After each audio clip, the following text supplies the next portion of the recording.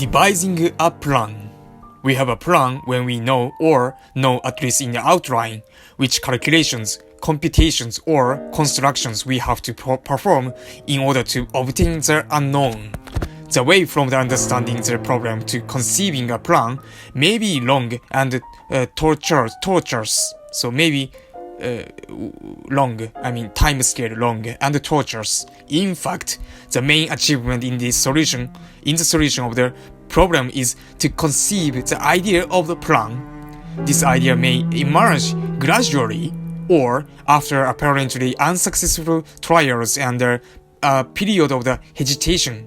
It may occur suddenly in a flash as a bright idea.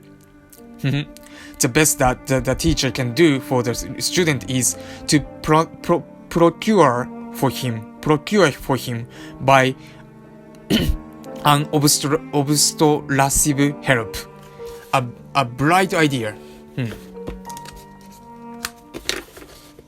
The questions and the suggestions we are going to discuss tend to provoke such an idea. In order to be able to see the student's position, the teacher should think of his own experience, of his difficulties and successes in solving problems. We know, of course, that it is hard to have a good idea if we have a little knowledge of the subject, and impossible to have it if we have no knowledge. Sure. Good ideas are based on past experience and formerly acquired knowledge.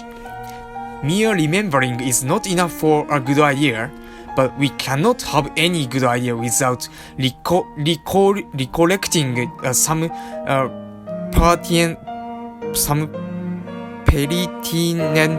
facts. The materials alone are not enough for constructing a house, but we cannot construct a house without collecting the necessary materials. Yes. The materials necessary for solving a mathematical problem are certainly relevant items of our formerly acquired mathematical knowledge, as formerly solved problem or formerly proved theorems. Thus, it is often appropriate to start the work with the question, do you know a related problem? Do you know a related problem? The difficulty is that there are usually too many problems which are somewhat related to our present problem, that is, have some point in common with it. How can we choose the one or the few which are really useful? There is a suggestion that puts our finger on the essential common point. Look at the unknown and try to think of a familiar problem having the same or similar unknown.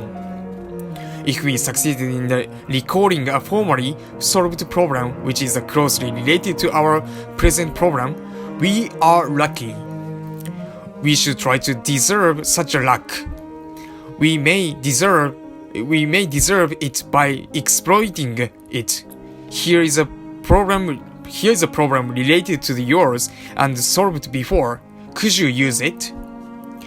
The foregoing questions, well understood and seriously considered, very often help to start the right train of the ideas, but they cannot help always. They cannot work the magic. Sure. If they do not work, we must look around for some other appropriate point of the contact and explore the various aspects of our problems. We have to vary, to transform, to modify the problem. Could you restate the problem? Some of the questions of our list hints specific means to vary the problem, as generalization, specialization, use of analogy, dropping a part of the condition, and so on. The details are important, but we cannot go into them now. Variation of the problem may lead to some appropriate auxiliary problem.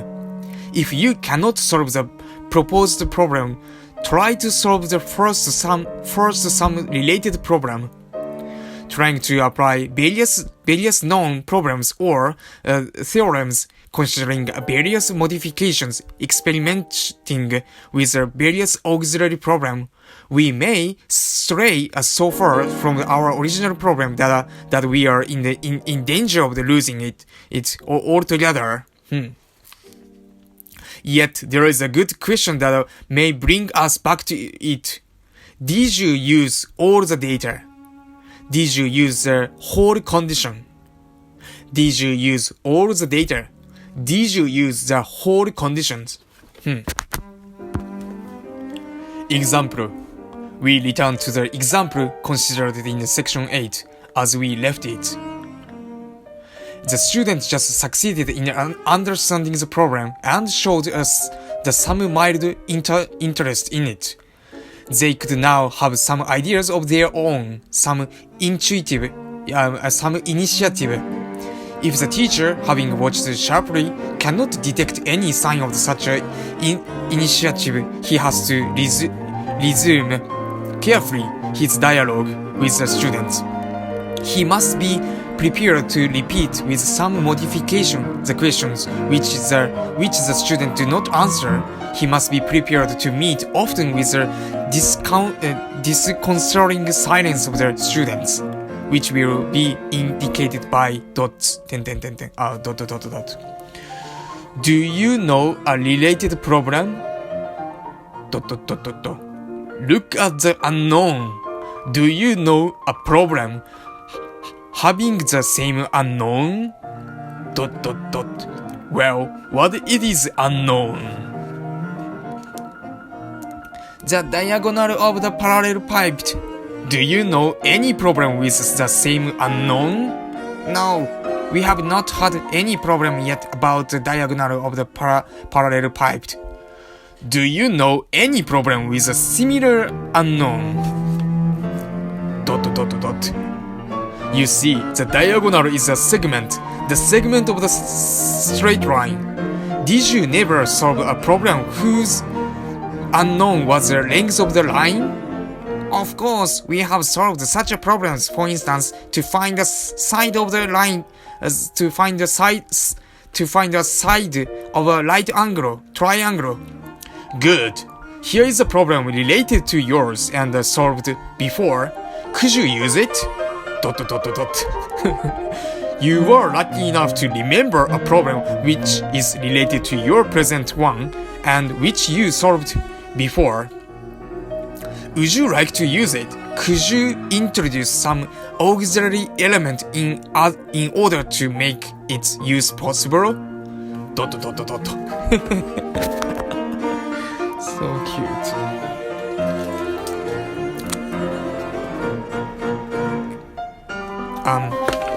Okay. Look here. The problem you remembered is about a triangle. Have you any triangle in your figure? Let us hope that the last hint was explicit enough to provoke the idea of the solution, which is introduce light triangle of which the required diagonal is a hypotenuse. Sure.